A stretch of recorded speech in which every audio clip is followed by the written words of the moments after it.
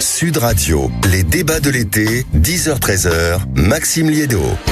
Bonjour à toutes, bonjour à tous, soyez les bienvenus sur Sud Radio. Installez-vous confortablement avec la ligne directe que vous connaissez, c'est le 0826 300 300. Vous avez également le site sudradio.fr ainsi que les réseaux sociaux pour participer à l'émission, pour nous interpeller, pour réagir. Vous le savez, durant ces 3 heures d'antenne, vous êtes les bienvenus. Sud Radio, c'est chez vous, vous le savez. De quoi on va parler? LVMH, l'entreprise de Bernard Arnault, le groupe Bolloré avec à la tête un certain Vincent Bolloré. Les deux ont rejoint le réseau social X et hier, c'est Total, le groupe officiel du groupe Total, qui a répondu au fameux économiste Gabriel Zucman, vous savez, qui voulait tout simplement imposer sa taxe lors des débats budgétaires l'année dernière. Est-ce que les patrons doivent s'occuper de l'élection présidentielle? Ça fait quelques semaines qu'on sent un peu de remous entre les prises de parole, des communiqués de presse, des réponses à des économistes, à des groupes politiques. Est-ce que vous le souhaitez? Est-ce que vous le demandez? Est-ce que la campagne présidentielle qui s'annonce a besoin d'un peu de rationalité économique? Que ce soit Bernard Arnault, que ce soit Patrick Pouyanné pour Total ou que ce soit Vincent Bolloré, est-ce que les patrons doivent s'engager? Doivent-ils le faire plus? Ou au contraire, vous allez peut-être me dire au 0826 300 300 que surtout pas, que les patrons restent éloignés de la politique. Chacun son business. On va revenir bien entendu durant cette émission sur les incendies avec le prisme là aussi économique. Est-ce que l'État doit sortir le chéquier façon quoi qu'il en coûte? C'est une petite musique qui monte quand même entre la saison touristique qui va être épouvantable, entre les entreprises qui ont été obligées de bouger, les premières mesures qui sont en train d'être prises concernant le chômage partiel, concernant la simplification de certaines dispositions. Est-ce que pour une situation aussi exceptionnelle, l'État ne va pas devoir sortir le fameux chéquier de l'État? Dieu sait qu'il a été utilisé au cours des dernières années d'Emmanuel Macron. On avait promis que le robinet serait fermé, mais quand on regarde la situation des incendies, quand on voit les images, quand on voit les ravages de ces feux, ne faut-il pas sortir le chéquier de façon exceptionnelle? Un quoi qu'il en coûte spécial incendie. Vous êtes peut-être concerné par la situation, à la tête d'un camping, à la tête d'une entreprise, à la tête d'un restaurant, à la tête d'un hôtel dans ce coin-là, et vous auriez peut-être besoin d'un coup de main de l'État. Incendie, l'État et le chéquier façon quoi qu'il en coûte. 0826 300 300. Et puis l'Arcom, vous connaissez l'Arcom, vous en entendez souvent parler. Le patron était l'invité hier de Benjamin Glaise, de Gilles Gansman et du patron de cette radio, Patrick Roger. Grande discussion sur son rôle, sur l'étendue de son pouvoir, sur la campagne présidentielle qui arrive. Quelques annonces et une petite phrase qui n'est pas passée inaperçue concernant le contrôle de l'Arcom sur les influenceurs, sur les fameux réseaux sociaux, en disant qu'il va peut-être falloir que l'Arcom se mêle de tout ça en imposant certaines règles, notamment d'équité, en imposant certaines règles, notamment sur la diversité du contenu, sur la fameuse pluralité des politiques. Est-ce que l'Arcom va devenir la police des réseaux sociaux? Est-ce que ça vous inquiète? Est-ce que ça vous rassure? Tout ça dans un contexte, rappelez-vous, on a déjà beaucoup évoqué ce rapport du Sénat qui a invoqué des ingérences intérieures. Rien que ça, l'Arcom, la nouvelle police des réseaux sociaux. 0826 300 300. Pour le moment, 10h06, notre premier fait du jour. Sud Radio, les débats de l'été, 10h-13h, Maxime Liédo. Et notre premier fait du jour s'attarde évidemment sur ce qui se passe du côté de la Gironde encore et toujours avec, depuis le début de l'incendie, 42 000 hectares qui ont été ravagés et plus de 220 000 personnes qui ont été obligées de quitter les lieux avec, on le dit souvent, une solidarité qui se met en place, une spontanéité que l'on peut apercevoir absolument partout, dans beaucoup de communes, notamment lorsqu'il s'agit d'accueillir les fameux évacués, parce que c'est un peu comme ça qu'on les appelle maintenant. Bonjour Xavier Paris. Bonjour. Merci beaucoup d'être avec nous ce matin sur Sud Radio. Maire de Gujan-Mestras, c'est du côté de la Gironde. Et on a eu envie de vous appeler ce matin tout simplement parce que vous faites partie des communes qui avaient, j'ai envie de dire, assez spontanément ouvert ses portes pour accueillir les évacués, pour faire preuve de solidarité. Comment ça s'est passé? Comment ça s'est organisé? Vous avez notamment 2 centres d'hébergement dans votre ville sur lesquels on reviendra. Mais racontez un peu comment tout cela s'est mis en place d'abord. Alors effectivement, nous sommes une ville qui accueille les sinistrés. Nous avons d'abord ouvert un premier centre à la patinoire de Gujan-Mestras où nous avions accueilli au tout début des incendies des habitants de la ville de Sanguinet. Et quelques jours après, nous avons dû ouvrir un second centre suite à l'évacuation de 3 villes du bassin d'Arcachon. Deuxième centre qui se situe dans la salle omnisport du lycée de la Mer. Donc c'est toute une organisation à mettre en place bien entendu, accueillir comme ça un nombre très important et dans des délais assez courts de Vous êtes à combien de personnes recueillies, accueillies, Xavier Paris? Jusqu'à 500 personnes. Nous avons accueilli jusqu'à 500 personnes samedi soir, lorsque les 3 villes du Sud-Bassin ont été évacuées. Aujourd'hui, je suis à 200 personnes encore accueillies, puisque d'autres personnes ont trouvé d'autres solutions. Nous avons aussi logé des personnes chez des habitants. Énormément de Gujanais se sont proposés spontanément pour héberger ces personnes-là. Donc certains sont partis chez l'habitant, d'autres sont restés dans les centres d'accueil et d'hébergement. Voilà. Et comment, justement, en tant que maire, on organise, on essaye de superviser tout ça? On parle beaucoup de la spontanéité, de la générosité, de l'entraide de la plupart des habitants. On voit les restaurateurs, on voit les agriculteurs, on voit les artisans. Vous, en tant que maire, Xavier Paris, du côté de Gujan-Mestras, comment ça s'est passé? Comment vous avez essayé de tout coordonner pour que cela se passe au mieux? Alors c'est vraiment un travail collectif qui a été réalisé. Bien entendu, la municipalité, les élus, les agents municipaux qui ont fait un travail aussi extraordinaire. J'ai la chance d'avoir sur ma commune une réserve communale de sécurité civile que j'ai créée il y a 3 ans. Ce sont une trentaine de personnes voilà, qui se sont totalement mobilisées. Et puis ensuite, d'une manière générale, ce sont les habitants qui ont proposé d'être présents, de soutenir moralement les personnes. J'y reviendrai, ou d'apporter des denrées, des produits, etc. Donc c'est vrai, c'est une mobilisation générale, sans compter bien entendu aussi les entreprises qui jouent vraiment le jeu. Là aujourd'hui, les 2 centres sont ouverts 24 heures sur 24, y compris la nuit. Le centre est ouvert. Nous relayons. Il y a tout un planning qui a été fait. Les entreprises, quelques entreprises locales nous fournissent les repas, puisque nous faisons petit déjeuner et dîner, bien entendu. Nous avons aussi un petit pôle médical qui s'est créé, parce que imaginez bien que ces personnes que nous avons accueillies sont aujourd'hui un peu fatiguées, un peu désappointées, un peu à bout. Il faut le dire. Moralement, c'est très dur depuis plusieurs jours. C'est plus que pénible. Rentrer. Voilà, c'est plus que pénible. Elles n'ont pu rentrer à leur domicile. Donc il y a aussi un accompagnement à faire. Donc j'ai des infirmières, des psychologues, des kinés qui viennent, voilà, pour essayer d'apaiser tout ça. En tant que maire, Xavier Paris, généralement, quand vous êtes dans les médias, c'est souvent pour dénoncer une certaine bureaucratie, pour dénoncer des manques de budget, pour dénoncer un certain comportement de l'État vis-à-vis de certaines communes. Là, c'est assez extraordinaire de voir que la plupart des maires qu'on a au téléphone, avec bien sûr la plupart du temps des motifs légitimes encore dans cette situation pour se plaindre de certains éléments concrets, mais tous à un moment dans la discussion sont étonnés, sont bluffés, sont épatés par la solidarité entre les habitants et en fait la générosité qu'ils sont obligés d'organiser dans un moment comme celui-ci. C'est votre cas ? Alors c'est totalement mon cas et je peux vous assurer que ça fait vraiment chaud au cœur. On a plutôt tendance à dire qu'aujourd'hui se développe plutôt une forme d'égoïsme. Là aujourd'hui c'est tout le contraire. C'est tout l'inverse. Et dans des moments difficiles comme ça, parce que même si Gujan-Mestras n'est pas une ville évacuée, on sent quand même une ambiance un peu anxiogène, etc. Donc cette générosité fait vraiment chaud au cœur. Elle fait plaisir et on sent que dans des moments difficiles, les gens se serrent les coudes et pour passer au mieux cette période qui malheureusement va durer encore quelques jours. Quelques jours, c'est vrai qu'on a appris dans la nuit que le feu est en tout cas présenté comme stabilisé. Pas encore fixé. On sait qu'aujourd'hui, c'est malheureusement une canicule qui redémarre avec un risque de feu, de reprise de feu qui est forcément amplifié.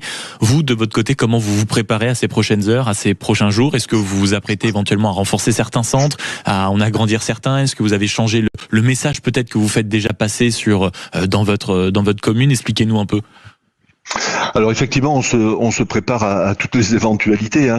Aujourd'hui, comme vous l'avez très bien dit, le feu est stabilisé, il n'est pas fixé, et les gens ne pourront rentrer à leur domicile que lorsque le feu sera fixé. Et ça va prendre effectivement quelques jours en fonction de l'évolution de la météo. Aujourd'hui, les fortes chaleurs, le vent, effectivement, ne favorisent pas cela. Donc, on se prépare. Moi, j'ai un 3e centre qui est prêt à être ouvert. Nous avons déjà tout installé, et si d'autres communes devaient être évacués, nous pourrions effectivement accueillir ces personnes dans ce troisième centre sans difficulté. Donc véritable préparation, non pas au pire, mais préparation à, on va dire, à recevoir un peu plus de personnes et à accueillir les personnes dans le besoin. J'espère qu'on n'aura pas à le faire, mais il faut se préparer. Mais il y a une anticipation de ce côté-là au cas où. Voilà, une anticipation à faire et nous sommes prêts comme les communes voisines. Hein. Il y a 4 communes là du Sud-Bassin qui aujourd'hui ne sont pas évacuées.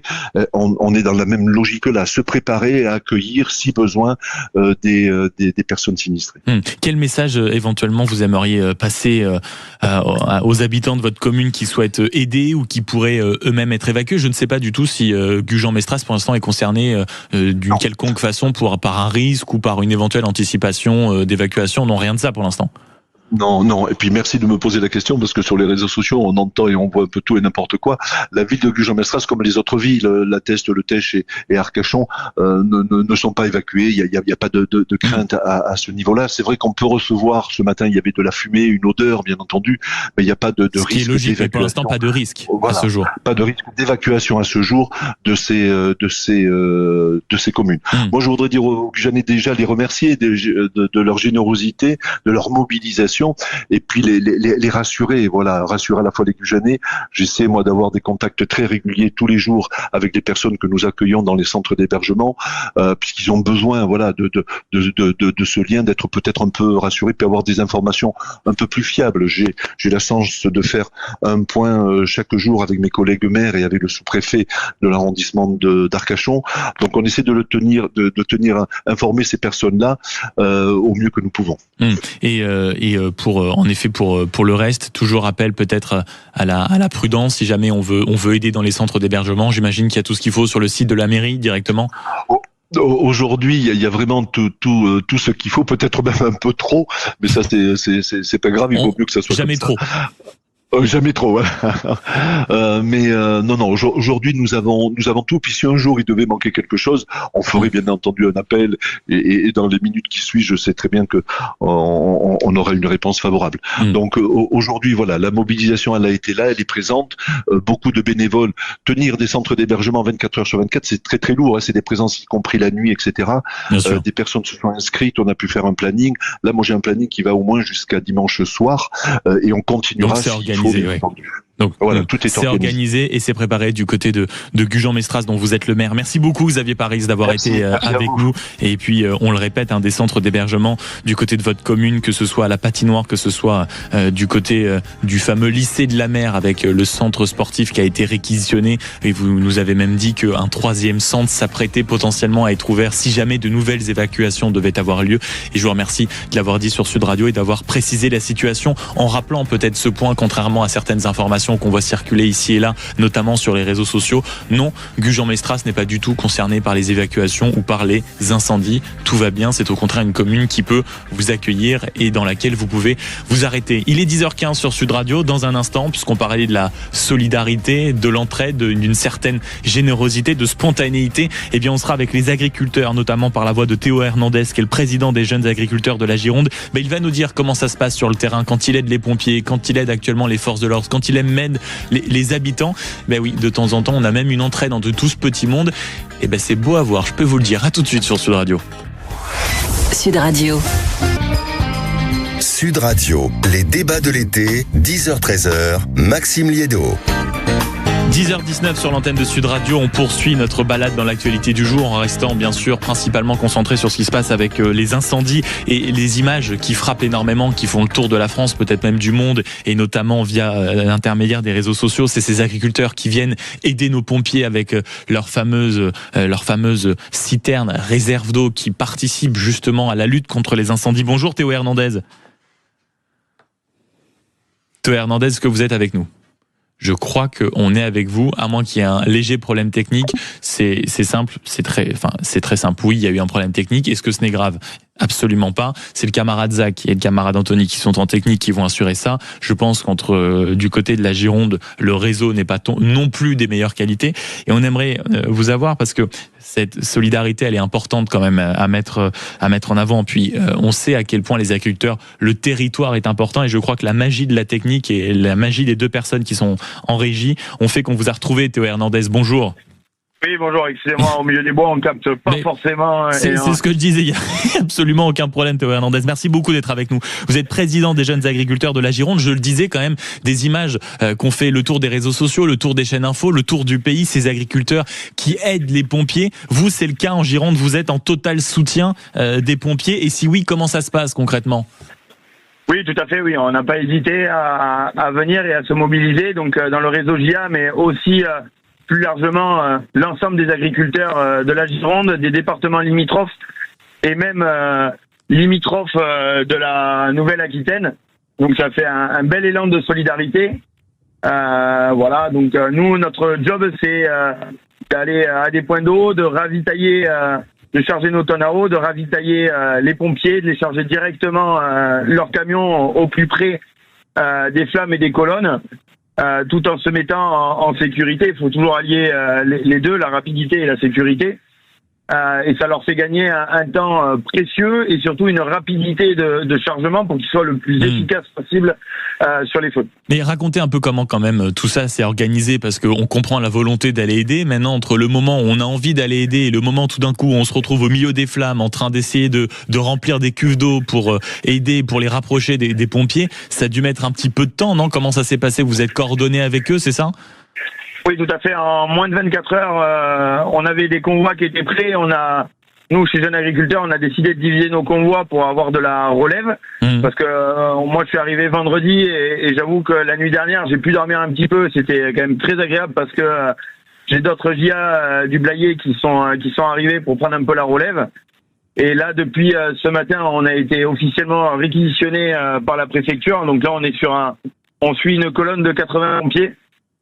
Pour les ravitailler. Là, on se dirige vers le Porge pour avoir le briefing et savoir où on part. Ce qui est quand même toujours un peu hallucinant dans ce type de situation, parmi celles que vous décrivez, Théo Hernandez, en rappelant que vous êtes le président des jeunes agriculteurs de la Gironde, c'est de voir à quel point, entre le moment où vous êtes mis en place, le moment où la préfecture vous réquisitionne d'une certaine manière, le moment où toute la chaîne en réalité se construit officiellement, vous me dites que ça a commencé vendredi, on est mercredi, disons qu'il fallait pas être pressé, quoi. Exactement, le feu, ça fait 8 jours un mercredi de la semaine dernière. Heureusement qu'on n'a pas attendu d'être réquisitionné pour intervenir. Après, on reste très attaché à notre patrimoine. Les agriculteurs, on travaille avec la nature. Et quand on voit cette nature partir en fumée, c'est une évidence d'y partir. On a encore en tête 2022 où un grand nombre de nous étaient là-bas. Et donc on a pris de notre expérience de 2022 pour arriver le plus rapidement possible.